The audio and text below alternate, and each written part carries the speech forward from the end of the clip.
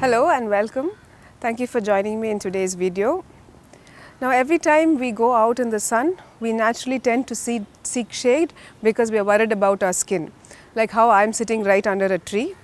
Now the sunscreen does the same for you. And when I say the word sunscreen, people mostly think it's because of cosmetic concerns or aesthetic reasons, but it's not so. We need to use a sunscreen to prevent our skin from the harmful radiation, basically sun radiation, both immediate harmful effects as well as the long-term harmful effects.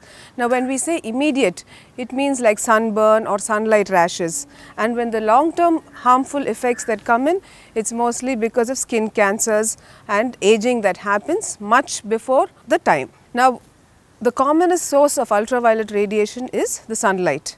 Now we have ultraviolet A, ultraviolet B and ultraviolet C radiation. Now the ultraviolet A radiation has the longest wavelength.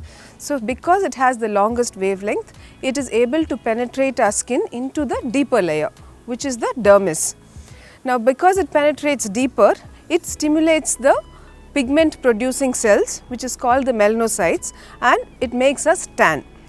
Whereas the ultraviolet B radiation is a shorter wavelength. So it is able to reach only the superficial layer of the skin. We also call that the epidermis. So since it does not penetrate deep, it can produce burns. Now the ultraviolet C radiation does not reach our skin at all because it is absorbed in the ozone layer.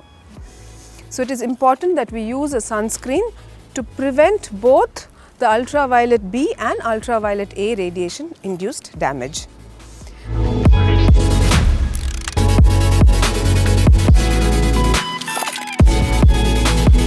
Now when you choose a sunscreen, what do you actually look for?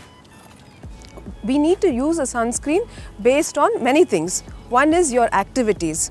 You could be a sports person, you could be a swimmer, you could be an outdoor profession person where not just women, also men, where they need maybe a journalist or a construction on-site engineer, where you will be exposed to more ultraviolet radiation than others. So what you need to choose is a broad spectrum ultraviolet radiation that provides both ultraviolet A and ultraviolet B protection.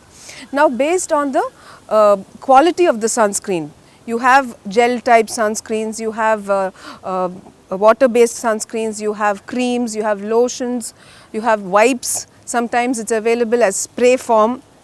So based on if you have an oily skin, your skin type is oily, then you need to use a non-comedogenic, a dry sunscreen.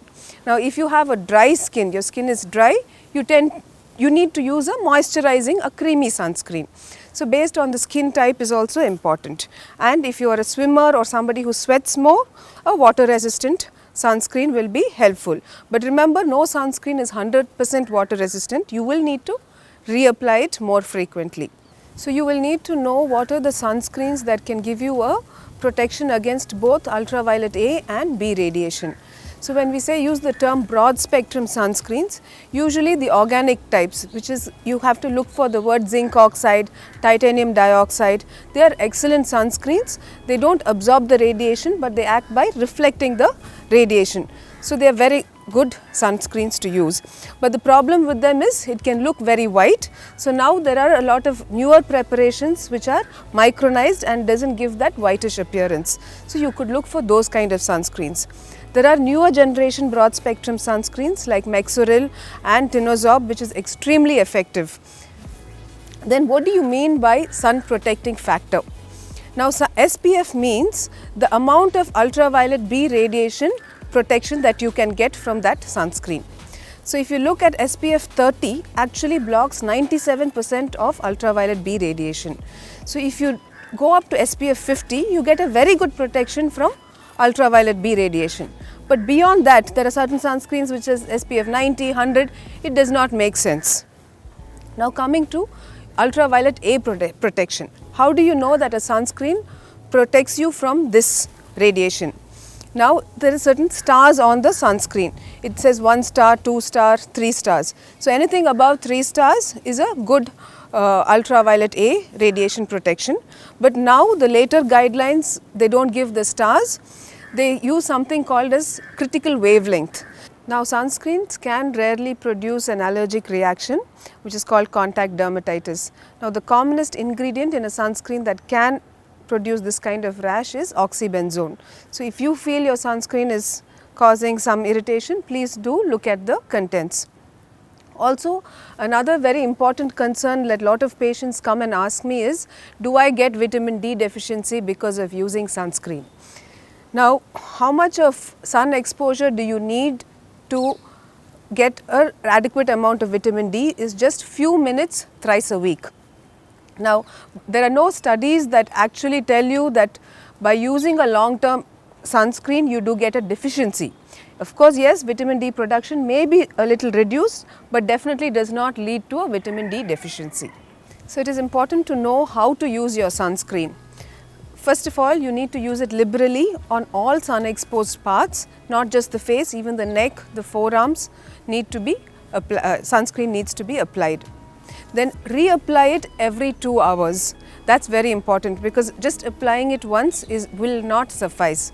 If you sweat, you need to reapply it again. And always apply your sunscreen 30 minutes before you leave your house. And when you're sitting in front of a computer, not necessarily outdoors, but that is enough radiation to produce certain damages on your skin. So please do use your sunscreen even in front of the computer.